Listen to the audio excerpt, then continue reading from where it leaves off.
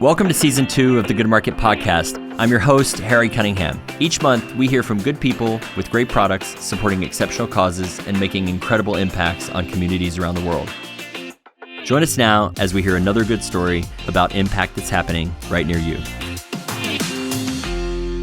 So welcome to a very special episode of Good Market Live. I'm super excited to do something that we don't normally do today. I'm handing over the host mic to my very good friend, Brenda Gerber Vincent, Chief Impact Officer of Greater Fort Wayne, but more importantly, a longtime friend of Good Market from even before we opened.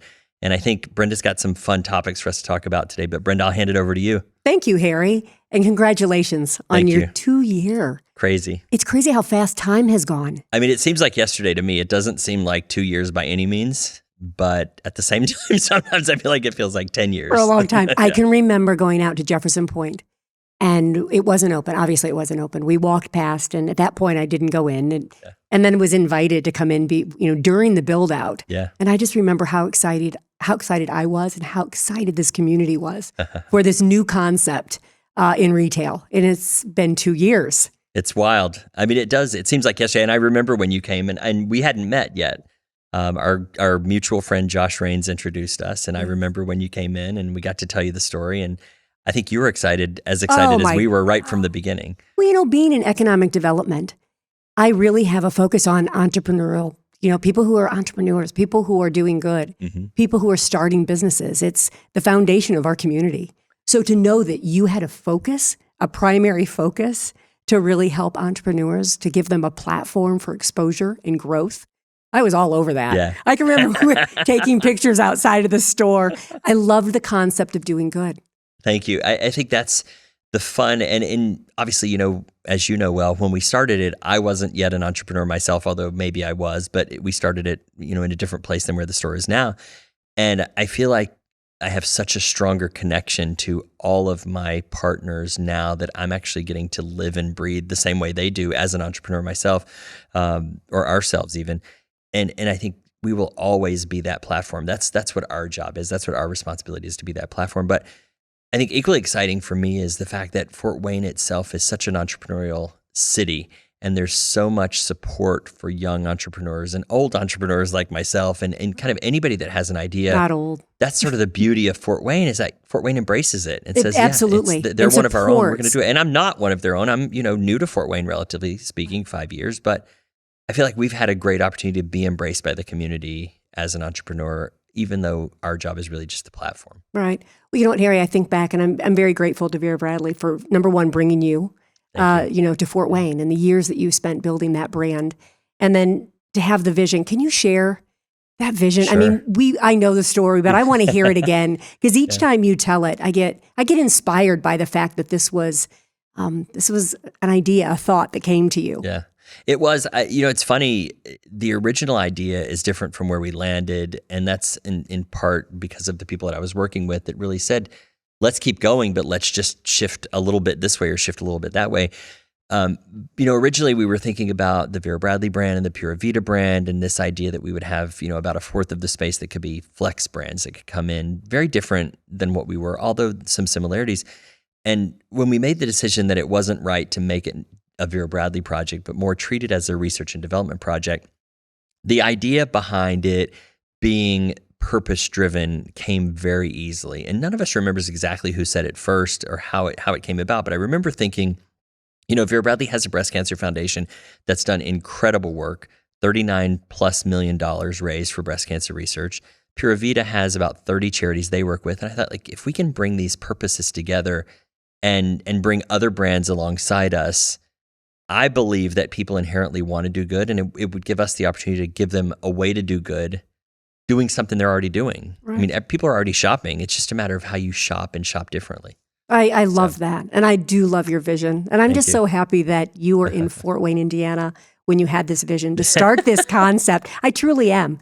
I have no doubt that, it's going to be nationwide, and we get to be the first. So. We get to be the first location. The first and always, right? Yes, always. Yeah. It's been 2 years. Yeah. What have you learned? What, So what have much. been some of the biggest lessons? So much. I've probably learned more in the last 8 months or so since we acquired the business in July of 21 or 22. Sorry, I forget even what year it is. We started in April of 21 and we acquired the business in July of 22. I've probably learned more in that period of time than even I learned before. I think, when we were opening, I had worked with multi-brands and worked in department store world and brought brands together that were similarly aligned before. But once I became a true entrepreneur, I had to learn all kinds of things like there's no IT department to call if you need something. You got to figure it out. And there's no this or there's no that. When you're doing it on your own, it changes. But I've lived my whole life thinking that I want to learn something every day before I go to sleep. And it could be something I love simple. that. I mean, it doesn't have to be anything huge or big or life-changing. It could be something simple. But if you sort of approach it that way, it's easy to say, today I learned X. Yesterday, by the way, I learned that we needed more bandwidth on our router because we have security cameras and iPads in the store. So Working goofy at the same little time. things, but learning is learning, right? So Right. I love that. There are a lot of lessons to be learned when you don't have this For big sure. company behind you, Yeah, right? that's true. That you're used to. Walking down the hall and somebody's there with that expertise. Right. Now you're learning Right. the expertise, which I And love. after 30 years in corporate retail America, there are so many things that I can apply, but there are so many other things to that point that I never even thought about that just kind of happened on their own. I love that. We talk about where it started and where that vision of yours at the beginning and where it is now. What were the biggest surprises kind of along the way? One of the biggest surprises early on for me was when we were planning this out and thinking that we would bring together purpose-driven brands, I thought we'd get 10 to 12. We have over 70 now, and there are more, and so I think that's been a huge surprise is how many people are doing purpose-driven work, which in my opinion is the only kind of work that should be happening. And when I know we will have really succeeded is not when we have 10 stores or 20 stores or whatever the ultimate number is, but when I know we really, really will have succeeded is when every brand that somebody is consuming has a purpose behind it. And I think we're on that road. So I think that's been a big surprise to me is how many of them out there are. Alongside that, the other piece of it is that I've been surprised at while it's a large community, it's also an extremely small, very connected community. And there is so much support from one brand to the next, whereby a rising tide lifts all ships, that's that saying. Right. That in that purpose-driven space, if you're an entrepreneur that lives there, you're just as excited if somebody spends their money with another purpose-driven brand. Obviously, each brand needs to support themselves, but at the end of the day, if you're supporting a purpose, that's kind of the thing. Right. So yeah, I those have love been that two. concept of all things that are sold have a purpose behind them. Yeah. I love that vision. I love that vision. As you continue to add, as you said, your dream was, what did you say, 12? I mean, it could be 10, could be 20. Right. I mean, as your product line continues to grow, are there certain things you look for? Or is it really is it the cause behind it? I mean, what is it, for that to be brought into the family of goodMRKT? Yeah, I love that question. I think it's a little bit of all of that. There are three points that we really look for with every brand that we bring in: good people, great products, exceptional causes. And every brand that we bring in has to check all three boxes. I would argue it's easy to find brands that check two of the boxes. It's not as easy to find brands that check all three. And so we continue to look for more brands that are out there that are filling white space. We don't necessarily need to overlap. We don't need to create more competition for the brands in the space, but we do want to look for, especially for our customers that come back time and time, we want to have new things for them to find and new things for them to discover. So we look for those kind of white spaces, and how do we fill in those white spaces? I love that. This is such a new concept in retail. Yeah. When your customer comes through the door and they just see things in the window, when they come in, how do you explain to a customer what this concept is or what they're purchasing and how meaningful it is? I love that question too. About 50% of the people now, we've been open 2 years, about 50% of the people that come in have no idea that we're purpose-driven. And one of the things that we have in the store, which I know you've seen, is there's a wall right at the entrance that tells the story of who we are. And it's always inspiring for me to see people stop and read that. But I'm even more excited when our team, which we call them storytellers, when they can go up and interact, or I can go up and interact with them right away and say, hey, is this your first time in? No, it's not my first time in. Great. Let me tell you a little bit about who we are and what we do. And it gives us that opportunity to open up the conversation right away and then kind of spin it and say, what causes are important to you? And are we, do we have something that supports those causes, or does that give us a little light that goes on and says, hey, I should be looking for somebody to support that cause? So yeah, that's sort of the easiest way, is that we just get conversational right from the beginning. I don't, right when you come in. I could talk to a wall, so it's not so difficult for me. Well, you truly are. I had another question that I had teed up, but I'm going to go with that, because you are such a convener of people. I mean, you bring people together. It just comes naturally to you. I think it does. And you know what? When I was growing up, I grew up in a small southern town in Florida, and it's funny to hear people say southern in Florida, because generally there's like the South and then Florida, which is still the South. But I grew up with strong southern roots, and I think that's part of, I would contribute that to it, is just there's a community that I was a part of my whole life, and I think that's always been our goal at goodMRKT, and it's in our description about the brand, is that we are a community. So my intention is always and will always be to bring people together. One of the most inspiring evenings that I've ever had with regards to the store was before we even opened. We brought probably 8 of the brands together that had never met each other for a dinner. And we wanted to just kind of kick it off, meet each other and say, hey, we're in it together, let's go. And I'm not a fan of business dinners that last for hours. I mean, I think we've all been there. We've all done them. They're never... there's those awkward moments of conversation. They're like, how much the more time? Oh, now we have to do dessert, right? 4.5 hours later, we were all still there, and nobody was looking at watches. Nobody was leaving. And I thought, like, this is what community is really about. That's a good night. Yeah. That's the magic. Yeah. That truly is the magic. Well, even the concept of how you've laid out your store is to bring people together. Absolutely. To have coffee and pastries and things that you can buy, and then just to sit. There's no other retail store that I know that in the middle of the store you can meet a friend for coffee in between shopping. That's kind of the fun of it. My grandfather had a chain of dry goods stores in Florida in the 30s and 40s. And I had always said 2 things. 1, that I wanted to have my own store, and 2, that I wanted to have my own ice cream store. And I have half of that now, right? We don't have ice cream yet, although if you talk to my kids, they will still remind you that they think I should have an ice cream store at some point. I'm with them. I'm with them. But that food component, it's funny when you talk about magic. I think that there are things that happen sort of unexpectedly. And when we walked in the space the first time, and it was a former Williams-Sonoma, and anybody that's been in one knows that they always have that central gathering place where they can do, demo their appliances, right? And demo recipes and things. And it just hit me as soon as I saw it. I said, like, we should put a coffee shop here. And, coffee was the first brand that we talked to. When I talked to Brenda and Maxwell at Utopian, absolutely the first person that heard the story.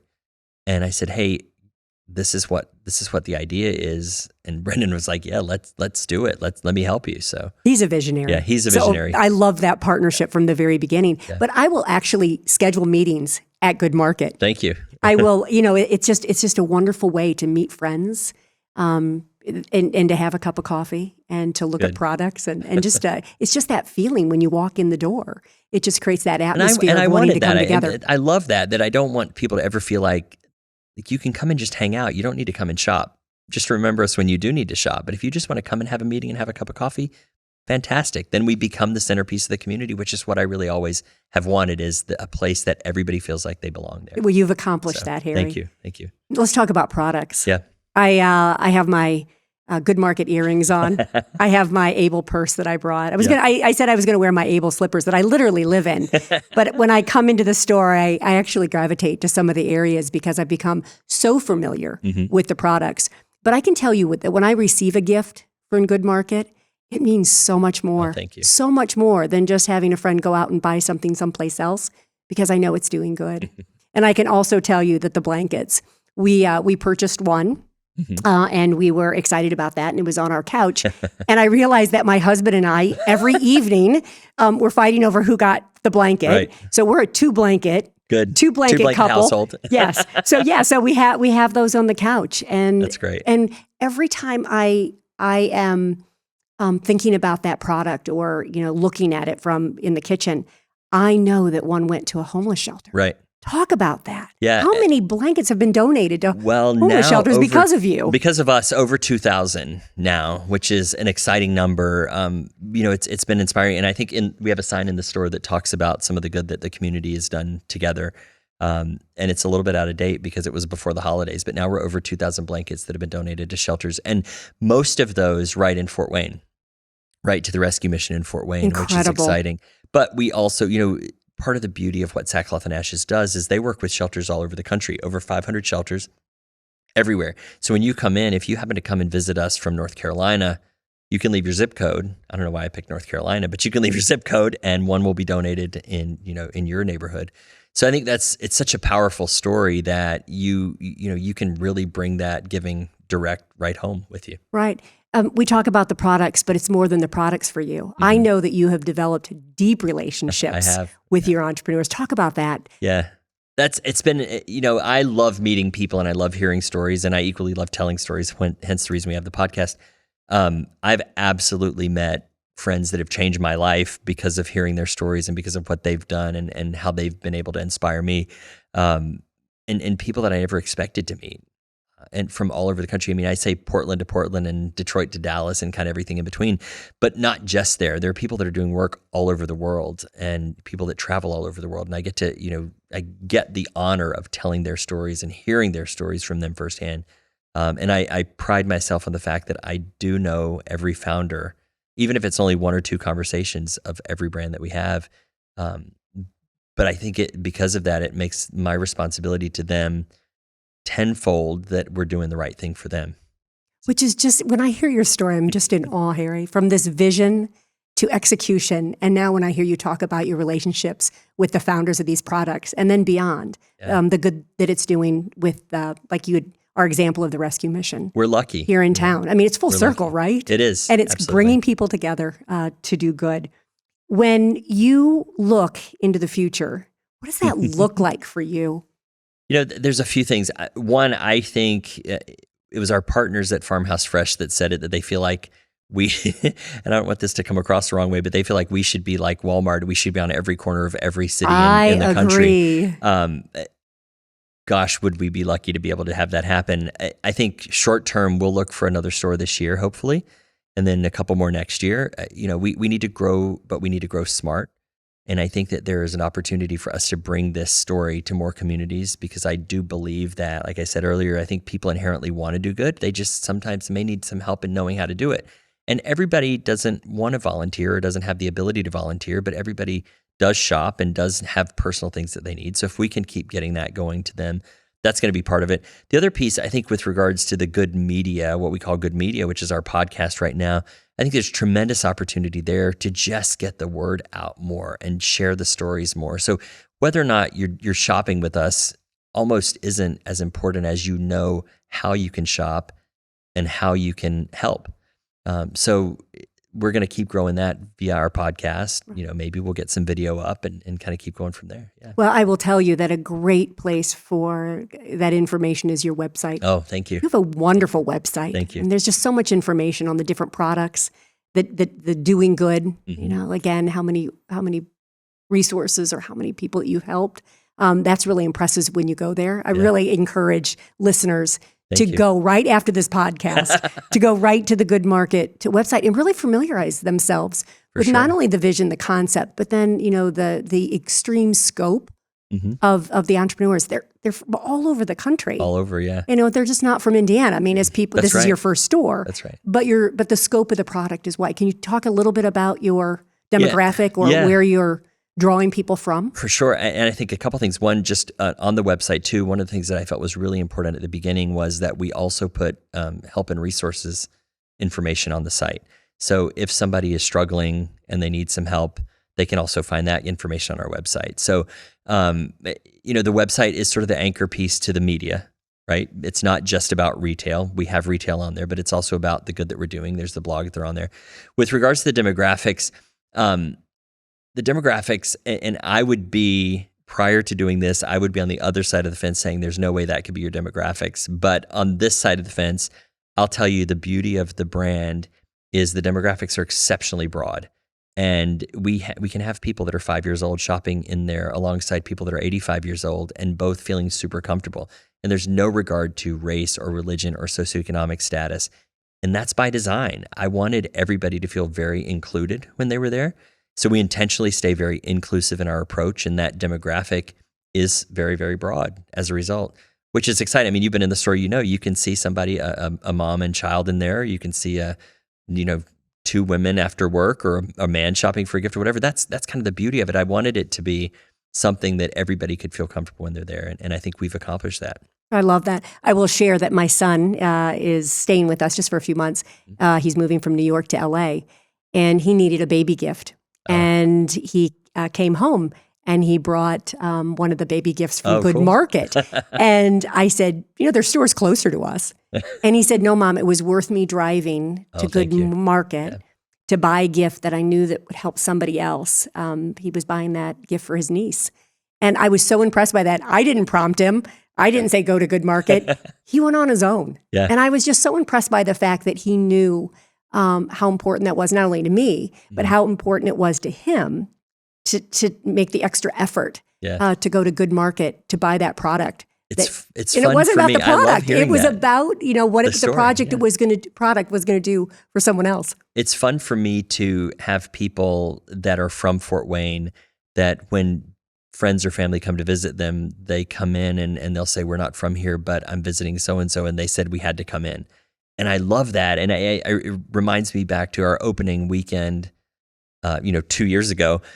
We got a message on Facebook the day before. I think we opened on a Thursday, and on Friday we got a message on Facebook and it said, hey, are you open on Saturday? And I wrote back, of course, we're open on Saturday. We'd love to see you. We'd love to see you.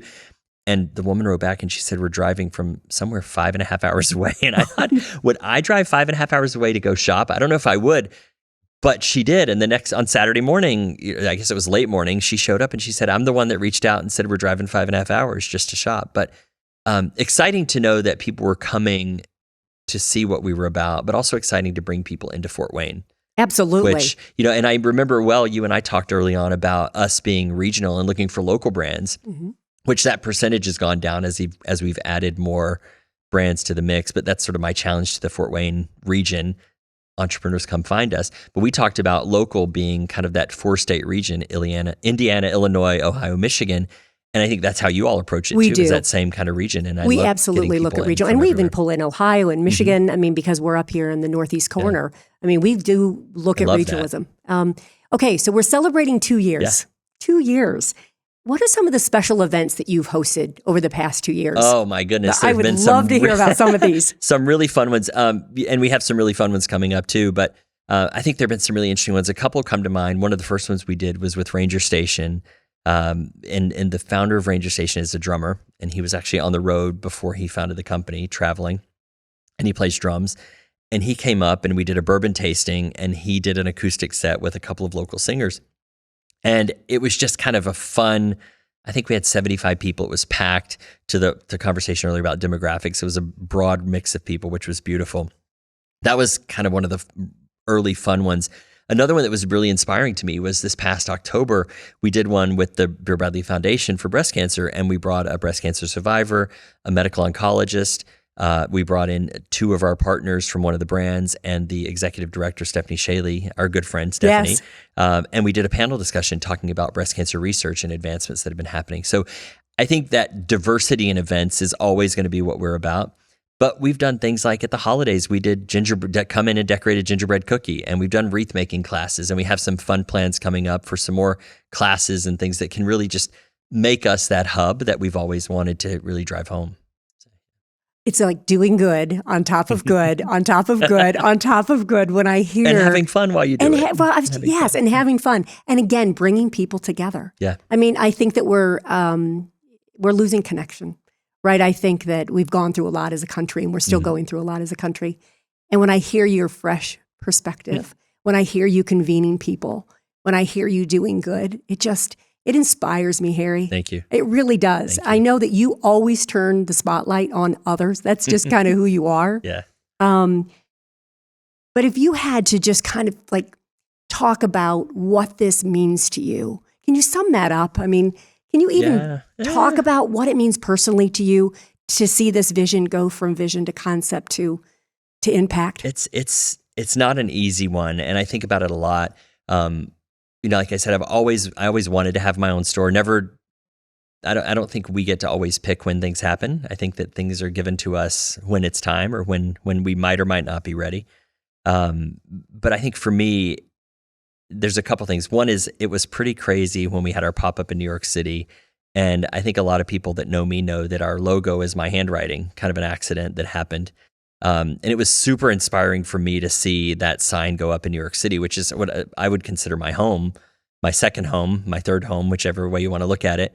But a city that's been very important to me in my life, changed my career. My kids were born in New York City. So seeing us be able to bring what we do to a city the size of New York and have people embrace it there was super inspiring to me.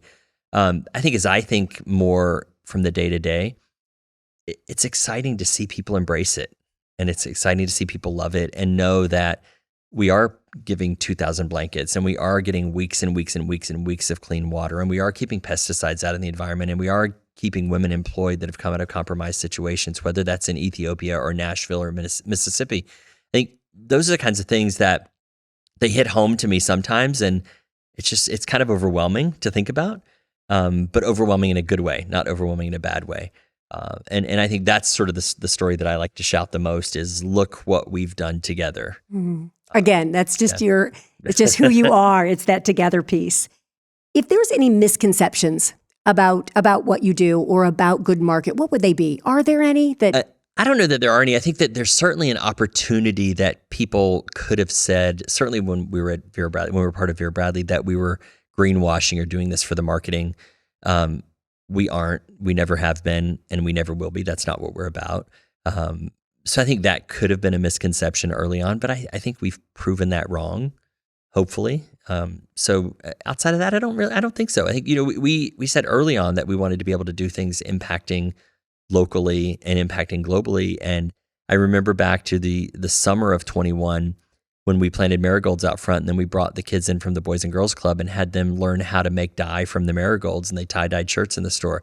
Like, hopefully some of them still have those shirts and still remember getting to do that with us. But, those are the kinds of things that I think if there were misconceptions, hopefully we've combated all that and beaten all that. Yeah. I hope you're keeping good notes. I hope you're keeping a journal because I think there is a book. It's all in my head. In your future. You have to capture the stories. I mean, just in this short time that we've spoken and the things that I learned that I didn't know. But that's really cool about the marigolds. We'll see. Yeah, there's fun. All of that is in my head and on our Instagram feed. Well, I'm glad it's somewhere that we can go back and we can capture those moments. Maybe a book, you never know. When you think about these entrepreneurs who are really working hard, I always say, they're in their basement or they're sitting at their kitchen table and they have these ideas and these visions and they just know that they can do it. Mm-hmm. You have given so many this platform to succeed. What do they say? I think there's a tremendous amount of partnership that they see. They're certainly all thankful, and that's humbling to me. But I don't ever think about. I don't expect or want thanks or gratitude. I just want to give them the opportunity to do it. I think everybody works hard, and when you're working even extra hard to make sure that you're helping somebody, not just helping yourself, that's when it becomes special to me. So I get the thanks a lot, and it's great, and I love it. But it's not, I get shy about that, I guess, which is not something that's like. I don't mean to put you on the spot. Okay. No, it's okay. But if I were an entrepreneur and I was able to put my product to do good for others in your store, I mean, what a thrill for me to just have the exposure. Yeah. For someone who's never been into the store at GoodMRKT, it's visually beautiful. Oh, thank you. I mean, it is you walk in the door and you know that it's something special. Talk about the design, the layout, how you do it. That's what I do know how to do, fortunately. Yes, and you do it very well. That's one of the things that I've learned how to do. And it's funny, one of my good friends, Barbara Backard, that we all know as one of the founders of Vera Bradley, she and I talk about kind of inspiration and design a lot. And I think that it's just kind of that sensibility is sort of part of who I am. Putting things together is part of who I am. And having spent 30 years in the department store world, I was versed on how to put brands next to each other and how to make them work. And when you strip everything out of our store, if you took all the product out today, you'd see that it's got a very clean foundation of black floor and white walls, which does two things. I think one, it creates a beautiful canvas for all the brands to come in and let their product shine, but also it gives this sense of continuity as you walk around, right? So it allows us to look like spring when it's spring and look like holiday when it's holiday and look like fall when it's fall, but in a way that feels right to us. So, I'm at the store 7 days a week, 6 days a week, certainly. And that's part of the fun for me, is just moving things around all the time, so that there is, to that idea about discovery, there's always something new to discover, because maybe you don't see everything when you're in. Well, and I think it goes to the fact that it has become a destination. Good. It really has. I mean, people want to know around the holiday season. It was so beautifully decorated. I mean, people were saying you just have to go in. Yeah. You just have to go in and just see the retail space. It's just so beautiful. So it is something that you do, and you do it at this exceptional level. And I would agree that Barb Backgard, who we both know and love, has inspired so many to live more beautifully. And she has really, elevated our entire community. Right. To think that way. So grateful that you're continuing that tradition of beautiful spaces. And I think if you talk to my family, I mean, even just the holidays, my mom and my daughter tied the ribbons on the strings of lights that we had. Just like everybody's in, and we come up with the crazy ideas and kind of put it. It's a team effort. It's not any one person. It's a lot of us that get to work together and brainstorm. No, I do like to come in and see what see where you've made new things, because I think everybody that is in my life has either received a bath bomb, a bathrobe, something from some of the brands that I gravitate to. But I have to walk the entire store. It's not just that I come in and I that I'm looking for something. But I have to know what's in there, right? I have to go through all of the different, that's good. All the different entrepreneurs to see. And I'm the one who stands and reads exactly where, the money that I'm spending for this cap, where it's going to, or, the sale bags, the bags that are made out of sales. But that is exciting for me to kind of go around the store and look at all of those. Do you have something that the customers say to you, like when they're in? Like, is there one overall theme that people, when they first come in, go, wow, I wasn't expecting this? That happens a lot, for sure. Like I was saying, that there are people that come in that have no idea that we're not just another store. So we hear, oh, wow, a lot. Like, oh, wow, that's great. Or, oh, wow, that's cool. Or, we hear that a lot because people get, I guess, because they don't interact with brands that are so purpose-driven. And P.S., let me be clear that we're not the only purpose-driven place to shop anywhere. There are certainly other people that are doing incredibly great purpose-driven businesses. I think ours is as much about sort of that community idea and the fact that people can come into our conversation and hang out and sit down and have a coffee. So we get that, oh, I can get a coffee too. Yes, get a coffee too, and pay for it when you're ready. Walk around and do your thing. And I love our Good Cup story that we get a lot of wows about too, where you can buy a cup ahead. I love that wall. Talk about that wall. Talk a little bit so that you can give a visual picture of what that looks like. Ben Higgins, the founder of Generous Coffee, gets a lot of credit for us. That was that's where the inspiration came from for that wall, because he does it at Generous Coffee. But the idea, it's called the Good Cup. And the idea is that you can come in and you can buy a tag. It's, if any of us that are old enough to remember, it's like an old motel key tag that has our logo on it. You can buy a tag and hang a tag on a wall.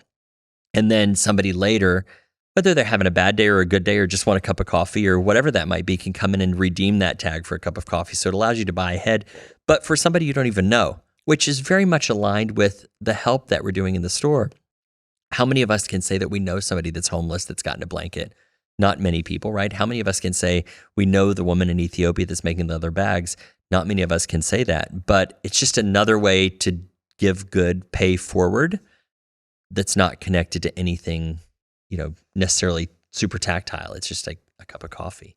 But something as simple as that. Again, and I know the listeners are just inspired by the concept. I hope so.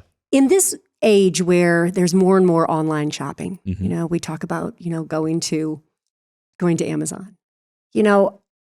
How do you kind of forecast retail into the future? And I know that that's a very big Yeah. question. But as you continue to look for other areas of storefront retail, kind of how do you see that? How do you see keeping your brand and people coming through your doors in this age of people shopping online? What sets you apart? I think fantastic question, first of all. And it's the second time I've actually answered it this week, which is kind of exciting. I think that people are ready. There are a few things that worked in our favor when we were getting ready to start with regards to the pandemic, right? People had been home for so long, they were ready to get back out. But as much as online shopping is a part of our lives today, my opinion is that online shopping is a convenience and retail shopping or physical shopping is an experience.